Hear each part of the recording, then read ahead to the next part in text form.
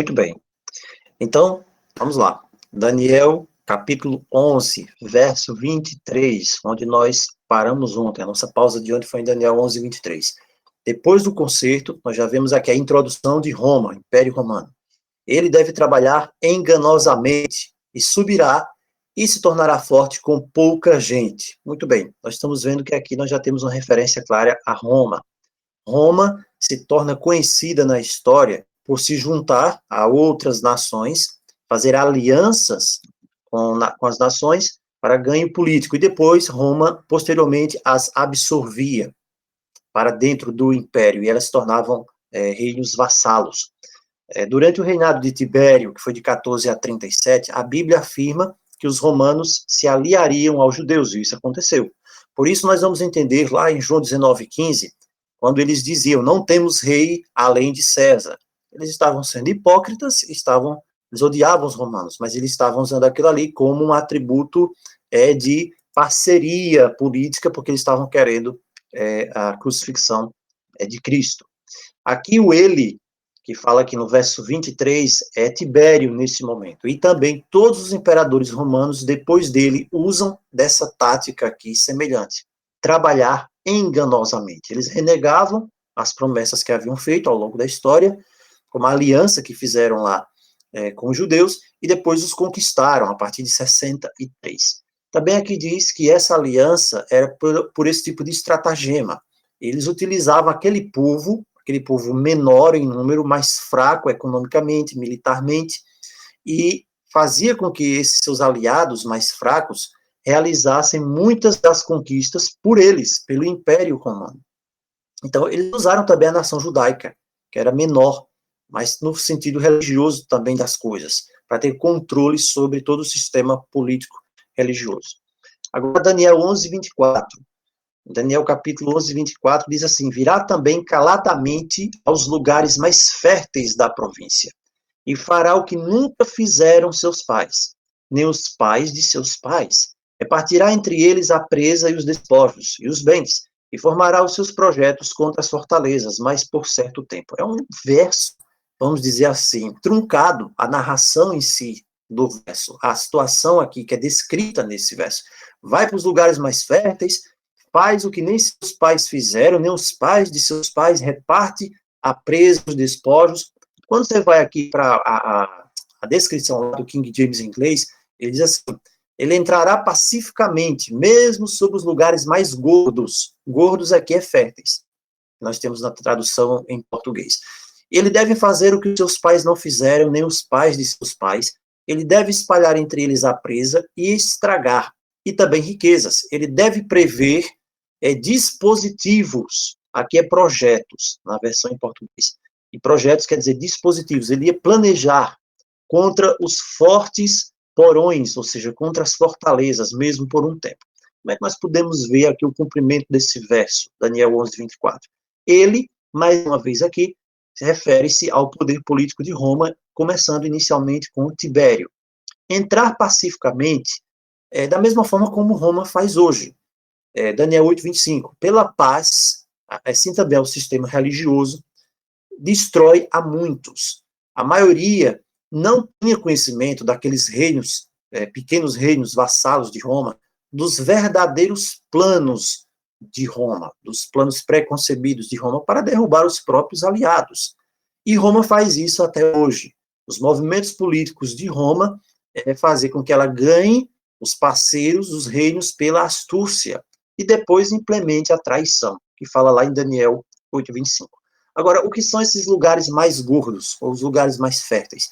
São aquelas nações tidas como ricas na época, como Fenícia e Mênfis, lá do Egito, e outros lugares também, que foram assim cooptados. Aqui também diz que isso seria uma tática que seu pai não fez. Seu pai não fez. Imperadores de Roma mudaram o seu modo político a partir desse momento em diante. E você não vai ver isso nos ancestrais romanos, nos outros líderes romanos, usando desse estratagema aqui, coletando riquezas, amigos e depois enganando eles. Aqui também fala da dispersão entre eles, não é isso? Que ele ia dispersar a presa. Como é que isso aqui nós vimos que se cumpriu na história? Roma espalhou a riqueza, espalhava a riqueza, assegurando amigos. É como se fosse a corrupção hoje, né? Mesmo nas pequenas nações. Por exemplo, os soldados romanos, Roma concedia terras aos seus soldados, lá nos territórios que Roma conquistava. Então, isso mantinha uma ligação estreita de posse e uma ligação de pertença, porque os soldados viviam ali, os soldados que estavam morando naqueles lugares tinham terras ali, eles estavam muito mais dispostos a servir e serem fiéis ao império, porque eles tinham posses naqueles locais que eram conquistados por Roma também. Aqui também diz que ele deveria prever dispositivos, não é isso que diz na versão em inglês. Na verdade, ele deveria formar projetos, na versão em português. Projetos contra as fortalezas. O que é que nós vemos aqui? Roma estava se tornando um exército invencível. Roma tinha uma agenda planejada, ela previa, né, a portas fechadas, o que ia fazer. E mesmo aqueles nações amigáveis que Roma dava presentes, Roma estava planejando, projetando mais à frente conquistar suas fortalezas. Então esse é o sentido aqui do texto, né? Formará projetos contra as fortalezas, de modo a absorvê-las no império. Esse método aqui, ele já era desenvolvido por Satanás na época, politicamente, para depois ser implementado religiosamente. Foi assim que Satanás, eu vejo que dessa forma Satanás estava preparando a humanidade com as táticas políticas lá do passado, que ele iria implementar e já está implementando já há muito tempo, já está em fase final isso aqui, a chamada nova ordem mundial que nós temos hoje nos dias finais. Então essas táticas de Satanás, elas vieram sendo aperfeiçoadas no decorrer dos séculos. E o laboratório que Satanás utilizou proeminentemente para isso foi Roma. Aqui fala que isso seria por um tempo também. De Tibério em diante, Roma muda-se politicamente usando pompa, circunstâncias, suborno, favores e influências nos aliados no mundo todo. Mas isso, mais uma vez, a profecia diz que só seria por um tempo. Por quê? E como isso se cumpriu? Bem, Roma, ela chega também ao seu fim, ao seu poder, o seu grande poder, ele decai em 476. Agora vejam só o que é que nós temos de compreender aqui. A Roma política, o Roma Império, cai em 476 e se reagrupa para a Igreja Romana, que nós, Igreja Católica, Vaticano, Igreja Romana, é na verdade Roma. Nós vamos ver isso aqui mais um pouco à frente. Roma, é o Império Romano, só que numa capa religiosa. Quando se mescla com o cristianismo, mistura a capa religiosa com a capa pagã, Roma cai, o Império cai, e Roma se reagrupa, mas sob um novo nome, Igreja Católica Apostólica Romana, com o seu poder ali, o chifre, né, desse poder, sendo o Vaticano. Então você tem hoje o Império Romano. Agora que esse Império Romano, o Sacro Império Romano, ele vai ser ressuscitado em toda a sua plenitude, quando os 10 reis, lá de Apocalipse, eles receberem o seu poder por uma hora. Por uma hora. É um assunto bastante interessante isso aí. Então, é muito claro a palavra, diz que ele vai chegar ao seu fim. Vai chegar ao seu fim. Então, esse tempo aqui que a palavra fala, um tempo em profecia, nós sabemos que é um ano. O ano consiste, basicamente, em 360 dias. Agora, esse tempo aqui que fala a profecia, ele tinha de começar, ele tinha de se iniciar, quando Roma estava jogando todas as suas regras sobre todos os reinos. Isso acontece ali a partir do ano 31. Então, se você adiciona 360 anos, você vem para 330. Olha que coisa fantástica aqui. Você pega o ano 31, você adiciona um tempo, e você vai ver aqui, né, que você pega esse período aqui, 360 anos, vai para 330, e esse é o ano em que Roma não era mais a cidade onde eles governavam. Por quê? Porque Constantino mudou a sede do poder para Bizâncio, que mais tarde Constantinopla. Olha que coisa. É tremendo isso aqui. Agora vamos para Daniel 11:25. Diz que ele deve agitar seu poder e sua coragem contra o rei do sul. Mais uma vez a figura do rei do sul entra em foco aqui, com um grande exército. O rei do sul deve ser agitado para a batalha com um exército muito grande e poderoso, mas não deve ficar. Quem? O rei do sul. Pois eles devem prever também planos, aqui diz na versão em inglês, dispositivos contra ele. Então, o que é que nós estamos vendo aqui no verso 25? Chegou num ponto aqui da narração, que é muita informação, e especificamente agora sobre Roma, Gabriel, ele parece que vai dar um zoom agora de Roma, dada a importância de Roma. Ele, nesse verso 25, ele vai começar a falar em alguns pontos importantes sobre Roma. Ele fala aqui, né, que Roma, nós já sabemos, o ele aqui do verso 25 é Roma pagã, não é Roma papal ainda, é Roma pagã. Agitar o seu poder. No verso 25, o verso 25 não está agitar o seu poder, está suscitar a sua força. Na corrigida fiel, pelo menos, está assim, suscitar a sua força. Mas aqui na King James em inglês está agitar o seu poder. Marco Antônio, quando ele pensou em vingar a morte de César, ele foi para o Egito. Mas o que é que acontece? Ele cai nos encantos da Cleópatra. Então, ele lá dá uma província após província a ela, né, para agradá-la. Aí isso irrita quem? O Otávio. E aí acontece essa guerra que é declarada lá no Egito.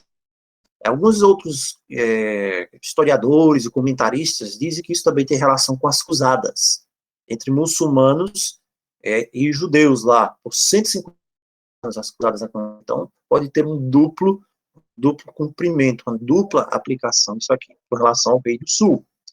Quem é o Rei do Sul aqui? É o Egito, e principalmente aqui, ligado ao Egito, os muçulmanos. Nós já vemos aqui que começa a direcionar uma linha do Rei do Sul para os muçulmanos. Isso é muito importante quando nós chegarmos na interpretação literal e escatológica de Daniel 11. Tudo bem? Aqui nós estamos na interpretação, entrou o Rei do Norte aqui, que tem todo esse peso escatológico nele, que agora é Roma, e agora já começa a aparecer uma linha, uma veia aqui do Rei do Sul escatológico, né? Você aparece aqui já os muçulmanos em relação com o Egito. O Egito, então, se prepara para a batalha contra a invasão romana do Rei do Norte. E o Antônio lá, ele monta uma frota, diz a história, de 500 navios, 200.000 soldados e 12.000 cavalos em Samos. Só que a profecia, assim como Gabriel, mais uma vez, fala, inspirado pelo Espírito, diz que ele não deveria ficar. Não é isso? Ele não deveria ficar. Na versão em português diz assim, ele não subsistirá. E na versão da King James em inglês diz ele não deve ficar. Então, mesmo que o Otávio reunisse muito menos homens, ao contrário de Antônio, ele tinha a escolha do terreno, vamos dizer assim. As tropas eram muito mais fortes que a de Antônio. A batalha se prolonga, Cleópatra fica com medo, ela foge, o Antônio, apaixonado por ela, viu ela fugir, vai atrás dela, só que ele esquece que ele é o líder da batalha. Ele vai e foge, o que é que o pessoal vai pensar? Ele confunde a cabeça de todo mundo. E então ele perde a batalha. O Otávio vence a luta e Roma literalmente se torna, ao mesmo tempo, por pouco tempo aqui, simultaneamente rei do norte e rei do sul. Olha só. Roma se torna, nesse instante, literalmente rei do norte e rei do sul. Pense aí no significado profético disso. O texto ainda continua dizendo que ele vai forjar, aqui diz na versão em inglês, prever dispositivos contra ele. Mais uma vez, a agenda de Roma, pré-planejada, havia sido trabalhada, para que eles pudessem vencer o rei do sul e assimilar o rei do sul. Quando nós chegamos no verso 26, diz assim, versículo 26, e os que comerem os seus alimentos o destruirão, e o exército deles será arrasado e cairão muitos mortos. Aqui na versão da Corrigida Fiel diz, os que comerem os seus alimentos. Na King James, em inglês, diz, aqueles que se alimentam da porção de sua carne devem destruí-lo. O seu exército deve transbordar e muitos cairão. O que significa isso? Se alimentam da porção da sua carne. Veja, parentes domésticos, os amigos, né, havia o costume nesses tempos antigos, que a pessoa que comia daquela comida fornecida por outra pessoa, ela tinha necessariamente de ser leal àquela pessoa a partir dali. E Roma ganha a confiança de muitos líderes, para depois conquistar esses líderes. Então, nós vemos aqui em vários trechos aqui, já em Roma pagã, a figura do engano. A figura do engano, a figura do falso bem-querer, a figura da falsa beneficência, que também irá caracterizar uma papal. Importante isso aqui. Só que diz que deve destruí-lo. Aqueles que se alimentam da sua porção devem destruí-lo. E é muito claro, Roma se torna infame por causa disso, como nós estamos enfatizando aqui, não é? É o anjo que está enfatizando aqui, Gabriel. Faz amigos, diz que é amigo, do mesmo jeito que hoje promete o céu, e na verdade está levando para o inferno. Se volta. É a Cleópatra, abandona o Antônio, corre para ela, perde a batalha, depois eles se suicidam. E diz aqui que deve transbordar também. Os militares de Roma ganharam poder quando os homens de Antônio se juntaram a Otávio. E depois muitos caíram mortos. A maioria dos homens de Antônio e todo o tesouro foi destruído em batalha.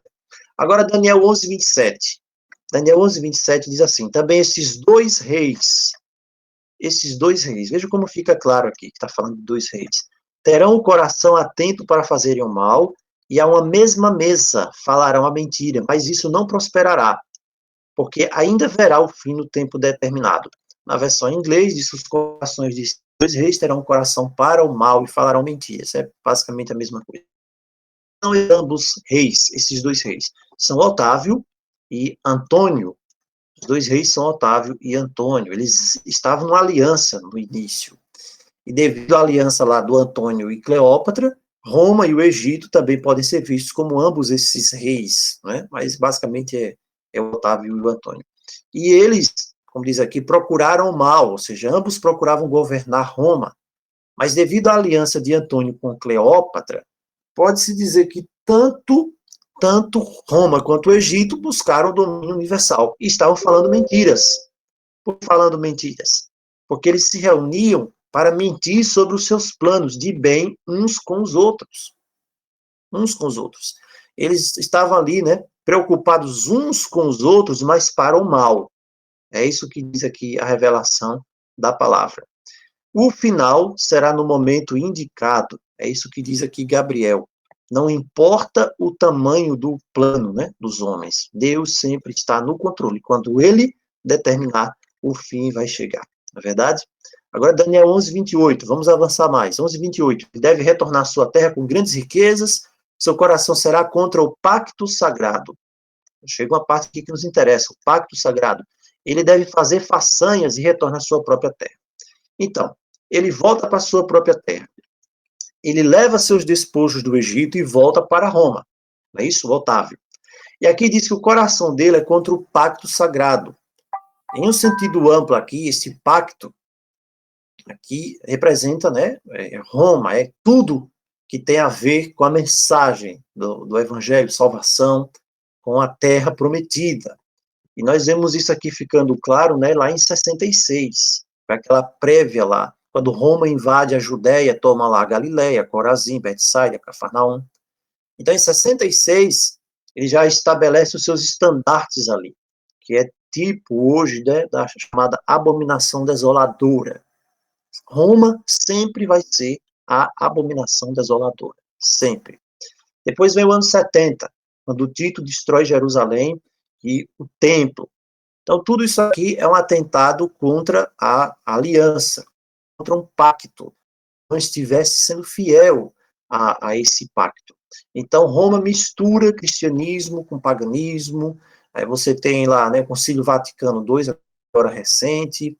Então, tudo isso é parte desse ataque contra o pacto. E aqui diz contra a aliança. E também diz aqui que Otávio ia fazer façanhas. Quais são as façanhas de Otávio? Lá em 19, os exércitos dele conquistaram Espanha, que hoje é a Espanha moderna, Portugal, e por aí vai, uma série de regiões, Suíça, Áustria, Eslovênia. As façanhas de Otávio foram preditas aqui no versículo 28. Agora, versículo 29, diz que ele também iria retornar, ir em direção ao sul, e não deve ser como o primeiro ou como o último. Aqui na versão em inglês, fica bem claro aqui, ó, não deve ser como o primeiro ou como o último. Na versão em português, esse versículo aqui, 29, ele não está tão claro assim, principalmente essa última parte. Não deve ser como o primeiro ou como o último. E aí nós temos aqui o versículo 29 que diz assim, não, mas não será na última vez como foi na primeira. Então não fica tão claro, mesmo na corrigida fiel, o sentido que a King James em inglês quer dizer. Então, esse é o momento nomeado, como Deus determinou, e aqui nós já entramos com relação a Constantino. Constantino. Por quê? Porque diz aqui, ele vem em direção ao sul. Aqui no versículo 29. Ele vai vir em direção ao sul. Quem foi que veio em direção ao sul? Veja, Constantino veio contra Adrianópolis em 323 e derrotou Licínio. Aí ele vai e muda o nome lá de Bizâncio, né, para Constantinopla, em homenagem a si mesmo. Só que aqui no verso diz ele não o primeiro ou como último. Quer dizer o quê? Constantino mudou a capital de Roma para Constantinopla e aí ele enfraquece Roma. Roma cai em 476.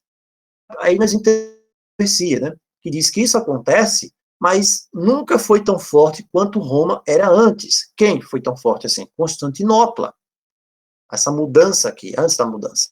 E não seria nada como ela no futuro, porque se tornaria também Roma papal. Então, é um texto aqui, uma frase muito importante. Não deve ser como o primeiro, ou seja, antes da mudança da capital de Roma para Constantinopla, nem vai ser também como o último, ou seja, como Roma papal.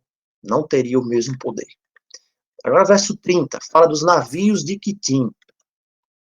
Virão contra ele navios de Quitim, que lhe causarão tristeza, e voltará e se indignará contra a santa aliança e fará o que lhe aprouver.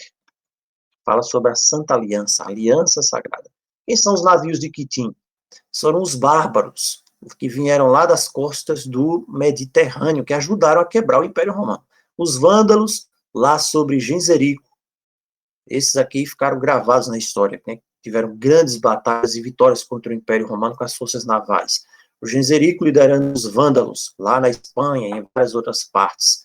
Então, quando o Constantino mudou a capital, né, para Constantinopla, né, então enfraqueceu esse sistema todo de defesa e nem a Itália mesmo foi poupada pelo Genzerico. E aí diz ele deve ficar de luto. Por quê? Porque Roma somente iria ter agora fracassos repetidos em batalhas com o Genzerico. Por isso que diz aqui que ele vai ficar de luto, né? Ele vai ter tristeza. Os navios de Quitim lhe causarão tristeza. Impressionante, é impressionante realmente a perfeição, a exatidão da palavra da escritura, da profecia. E realmente, né, ele teria de ficar de luto, realmente, ele teria de ficar triste por tantas fraquezas, tantos fracassos contra Jezerico. E também ele se indignaria com a inteligência com aqueles que abandonam a sagrada aliança. Veja, teria inteligência com aqueles que abandonam a sagrada aliança. Quer dizer que Roma haveria com pessoas que estariam abandonando, ou seja, fariam aliança, mas estariam abandonando fidelidade à Sagrada Aliança. É isso que diz aqui. Voltará, na versão em português da Corrigida Fiel, e atenderá. Aqui na King James diz, terá inteligência, vai pensar, vai se juntar com aqueles que estão abandonando a Sagrada Aliança. Como é que é isso aqui? Os imperadores de Roma começam, nessa época também, a se reunir com os bispos de Roma. E começam a juntar igreja e Estado. Então, de Daniel 7:25, os chifres começam a crescer politicamente e religiosamente. Então, nós chegamos agora no verso 31. Daniel capítulo 11, verso 31, diz assim, e braços serão colocados sobre ele, que profanarão o santuário. Olha só, agora começa a falar em santuário e profanação. Profanarão o santuário e a fortaleza, e tirarão o contínuo, estabelecendo a abominação desoladora. Veja, que é a mesma coisa que fala lá em Daniel 8:13. Até quando vai durar a visão? Né, o chifre pequeno está transgredindo, está recebendo o santuário, lançando por terra, pisando. Então, aqui está fazendo uma referência lá a Daniel 8:13. Nós já sabemos quem é que está fazendo isso aqui. É o chifre pequeno. E aqui, braços saem de sua parte. Quais são esses braços aqui do chifre pequeno? Quais são os braços? É o poder político. O poder político é os braços, a força política de Roma, agora, seria usada para ajudar esses que estavam no pacto sagrado. Coisa tremenda. Roma fez isso criando o quê? Roma papal. Porque em Roma papal, a igreja e o Estado se unem como uma coisa só. Olha só que coisa. Em 406, o Clovis, rei dos francos, na verdade um rei francês, ele converte-se ao catolicismo. Quando ele se converte ao catolicismo, ele reconhece o bispo de Roma como chefe da igreja cristã. E o que é que ele faz então?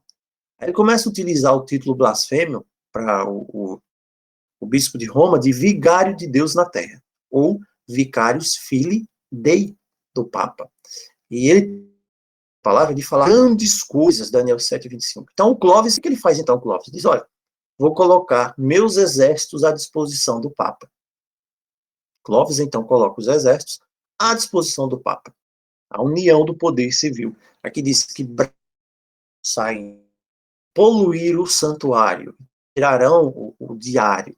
Então agora o Clóvis faz isso, ele do Papa os seus exércitos para defender a fé, a expandir as fronteiras, e ele diz, não, eu vou ser a polícia do Papa, vou corrigir, se tiver heresia, que o Papa apontar uma heresia, eu vou lá e vou corrigir, dar o corretivo das heresias. E diz aqui, ele deve poluir o santuário celestial. O poluir significa profanar. Então, quando ele se converte ao catolicismo romano, negando que ele é um cristão corajoso, que está ali para proteger o evangelho, ele está profanando a verdade. Então, ele está misturando o paganismo com a verdade da palavra e pisoteando a verdade sobre os seus pés. Um sistema de mediação falso, um sistema de adoração baseado no paganismo, os antigos ritos pagãos introduzidos. Isso aqui vai levar a gente para aquela época lá que nós vimos das 7 igrejas. Né? Você tem Éfeso, Esmirna, aí você vai ver lá, ó, Pérgamo, de Pérgamo, né, Tiatira, o negócio já começa a entrar aqui, ó, nisso aqui. Tira o diário. O paganismo não era Roma. Você vê que Roma vira um camaleão aqui. O paganismo por Satanás, cristãos, mas agora o paganismo foi batizado. Batizou o paganismo na igreja. Por quê? Porque misturou com o paganismo. E aí eles criaram lá a lei da terra, 1996. E essa lei da terra era um tipo de conversão forçada, mediante legislação, para que o povo do paganismo entrassem agora e se convertessem ao chamado catolicismo. Ao chamado catolicismo. Então, isso paganizou o cristianismo. Aí, em 508, todos os sinais ali de aparentes começaram a ser removidos por Clóvis na menção direta, vamos dizer assim, a outros deuses pagãos, as imagens, estátuas, rituais, eles foram simplesmente mudados o nome, o direcionamento direto, mas eles foram transmudados para o cristianismo em 508. E também diz o verso que eles iriam estabelecer a abominação desoladora. Aí você tem agora um bispo de Roma político, supremo dentro da igreja, sendo declarado um Deus na terra, e dizendo que todos aqueles que não aceitassem eram hereges e que seriam condenados. Então, Deus na terra. Você tem aqui um dos elementos da abominação desoladora. E também era um dos requisitos, das atribuições que romanos, então, pegar realmente ali o Império Romano e trazer. Então, você tem hoje o Império Romano vivo. Porque esse título, Deus na Terra, eram os imperadores romanos que se auto-intitulavam. Aí você tem agora o bispo de Roma também dizendo que é Deus na Terra. Só que os vândalos, os érulos e os ostrogodos não aceitaram essas coisas. Não aceitaram, não, disseram, não é bem assim, não. Resultado, eles foram destruídos. Eles foram destruídos, os vândalos, os érulos e os ostrogodos. Os ostrogodos, né, eles foram destruídos ali, eles recuaram, permitiram lá o Papa caminhar desse jeito, depois eles sitiaram, depois falharam, recuaram em 538 e depois sumiram da história. Foram aniquilados, foi um verdadeiro genocídio. Vândalos, érulos e ostrogodos. Do porquê que os vândalos, os érulos e os ostrogodos foram derrotados é uma só. Vândalos, érulos e ostrogodos. Eles não a doutrina da Trindade. Será que isso diz alguma coisa para a gente? Vândalos, érulos e ostrogodos. Eles não criam na doutrina da Trindade. Hoje, a palavra ela tomou um sentido. O que é que ele cria? O que é que Atanásio cria? O credo de Atanásio fala o quê? Fala da Trindade. Então, esses 3 povos aqui, eles não criam. E o principal motivo, com certeza, para que eles fossem desarraigados, foi porque eles não criam no dogma da Trindade. Olha só. Verso 32. O verso 32 de Daniel 11 agora diz assim: e aos violadores da aliança, aqui já está falando, ele com lisonjas perverterá, mas o povo que conhece ao seu Deus se tornará forte e fará proezas. Tudo bem. Aí ele vai corromper com bajulações. Eles quebram o acordo que o Senhor fez mediante a salvação com doutrinas e tradições do homem. E ele aqui, agora, Roma pagã que se tornou Roma papal, que é o rei do norte. É o rei do norte, como Apocalipse 13 e 4. Então, ele corrompe com bajulações. Duas maneiras de se corromper com bajulações. Primeiro, apelando a líderes políticos com riqueza e com poder. E outra forma é apelando ao homem comum através de ensinamentos suaves. Permita a pessoa imaginar que vai ganhar o céu enquanto estiver em pecado. Isso aqui é o que o anjo está dizendo para Daniel. As bajulações. Bajulações aqui, as lisonjas, que está sendo falado aqui no versículo 32. Então, esse é o ponto aqui, a bajulação. Qualquer desejo da carne, Roma sempre estava oferecendo aí as pessoas. Então, Satanás usa esse método e Roma pagã também usou esse método. Roma pagã foi o teste lá no passado com as nações, depois passa para o bispo de Roma. Ele Roma papal para fazer a mesma coisa, só que dessa vez espiritualmente, com falsas promessas de vida eterna, enquanto a pessoa está em pecado. Isso aí não tem fundamento na escritura. Aí aqui diz mas, na versão em inglês, mas, aqui está em contraste agora, vai entrar um grupo que está contrastando com esse sistema corrompido de Roma. As pendentes, esses não são corrompidos, esses não são contaminados. Apocalipse 14, 4 fala deles, são esses aqui que seguem o corpo por onde quer que vá. Vão ser fortes e vão fazer maravilhas. São os seguidores de Cristo, que não se curvaram a esse sistema. Você teve os albigenses, os huguenotes e outros mais, que foram fortes e não deixaram se corromper. Mesmo assim, o verso 23 diz que estes iriam cair pela espada, pelo fogo, pelo cativeiro, não é isso? Versículo 33. Os entendidos, os sábios, vão ensinar, vão proclamar a palavra, mas mesmo assim vão cair pela espada, pelo fogo, pelo cativeiro e pelo roubo por alguns dias. E realmente foi isso que aconteceu. Tivemos os líderes daquela época que pregaram a verdade. E houve a perseguição aqui, onde milhares, milhões foram martirizados. E você agora chega ao grande período de 538 a 1738. Aqui em Daniel 11 já fala desse período, exatamente aqui, ó, nesse verso 31, 32 já está falando, o verso 33 está falando disso. O período de 1260 anos, ele já está aqui dentro de Daniel 11, verso 32, 33. Aqui a palavra diz que seriam por dias, por dias. As versões diz muitos dias. Aqui você tem os dias, 1260 dias, 725. Você tem aqui o complemento, a implementação dos textos proféticos de Daniel, Daniel 7, 5, tempo, metade de um tempo. 42 anos e meio. Então, nós temos o cumprimento disso aqui, a profecia que fala desses eventos. O outro texto, que é Daniel 11, 34, diz assim, e caindo eles, serão ajudados, socorridos com pequeno socorro, mas muitos se ajuntarão a eles com lisonjas. Olha, milhares morreram, eles serão socorridos com a pequena ajuda, mas, diz aqui, eles serão ainda enganados, diz aqui. E veja, essa pequena ajuda, o que é isso aqui? A pequena ajuda deles aqui no versículo 30 aí, qual versículo a gente está lendo? Versículo 34, é isso? Versículo 34, diz assim, versículo 34. Eles vão cair, vão ter uma pequena ajuda, e muitos vão se juntar a eles com bajulações. Eles vão ser socorridos com a pequena ajuda. O que é que quer dizer isso? Eles iriam encontrar proteção nas montanhas, nas rochas, na perseguição, em lugares escondidos.